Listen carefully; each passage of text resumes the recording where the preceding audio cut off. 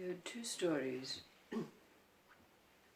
The first is that old story about the great Sufi Bahaudin when he was jailed because he was accused of heresy.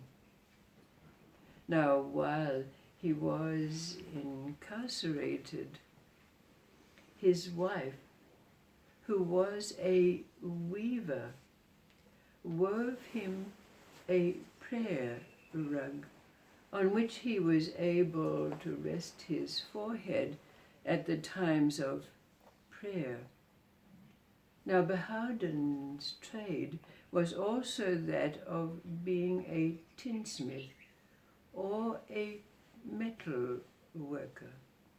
So after this, Bahaudin spoke to his jailers and said, "You know that I am a metal worker, and if you bring me the tools and material, I will be able to make you little articles that you can sell in the marketplace to augment your meager salaries." And so this is what happened. But then one day, not long afterwards, the jailers came down to find that Bahaudin's cell was empty. Now, subsequently, Bahaudin was exonerated of the accusations of heresy. But one day, when he was sitting in a coffee shop, one of his jailers came and approached him and said, "How did you do that?" Bahaudin said, "You know that I am a metal worker, a tinsmith, and that my wife is a weaver. My wife went to the locksmith who made the locks for the jail and wove the design of the locks into the prayer rug that she wove for me. So I was able to fashion a key which allowed me to make my freedom." The second story is about a time when life was very tough, and there was a capable and able woman by the name of Malka. Now, Malka's husband had to travel overseas to find work which would enable him to send money from time to time back to his wife and children. Now, the ships were few and far between, and there was a time when there were no ships arriving, and Malka and her children were on the point of starvation, when one day there was a knock at her door, and when she opened it, outside the door was standing a ship's captain, wearing those long black boots up to the knee that in olden times you saw these seafarers wearing. And he was carrying a small box. Now, when he was invited into the house and the box was opened, it was found to contain 100 gold florins. And so Malka and her children were very delighted that at last they had money.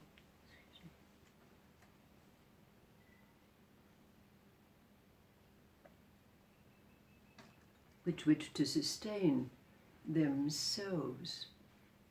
But then the sea captain took out 10 gold florins and gave them to Malka.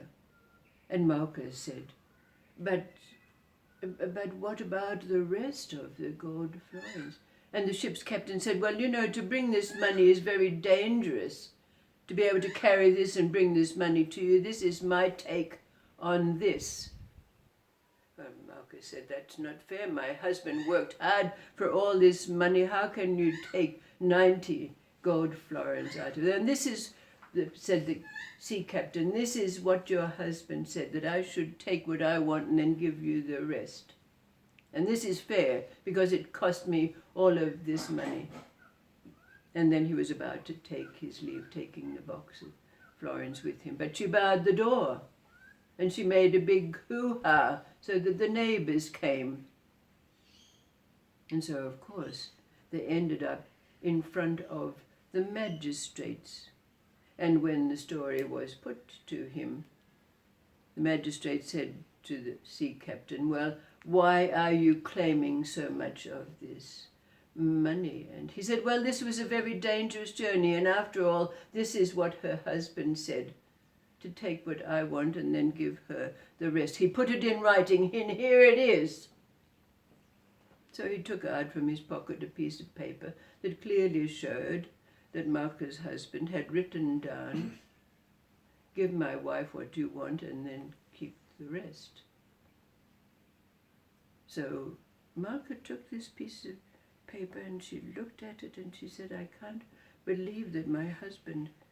And then she looked and reread these words again.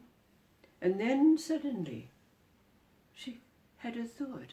And so she turned to the sea captain and she said, you mean to say that this 90 florins is what you want? Write it down.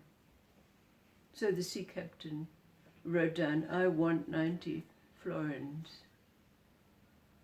And so Malka said, well, give me 90 florins, because this is what my husband designated.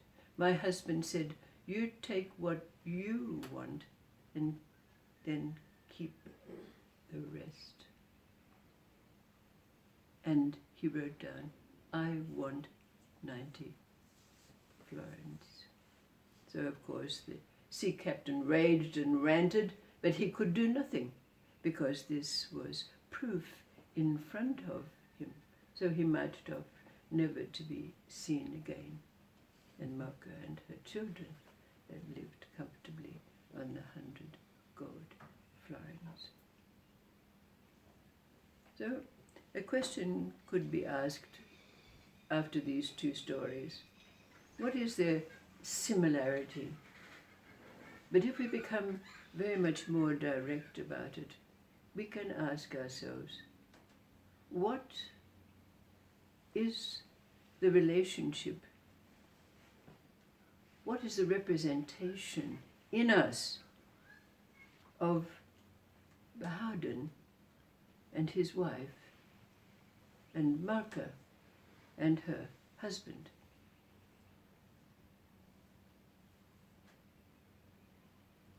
What do these characters represent in us? Is it our right brain, left brain? Is it our mind and our heart that come together? What is it in us? What do these characters represent for us? The tinsmith and the weaver, the good wife, and the provider.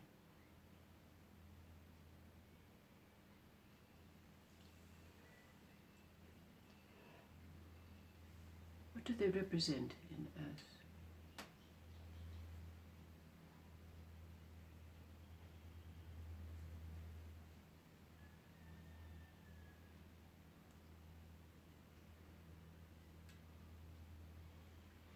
The interconnectedness of ourselves. Yeah.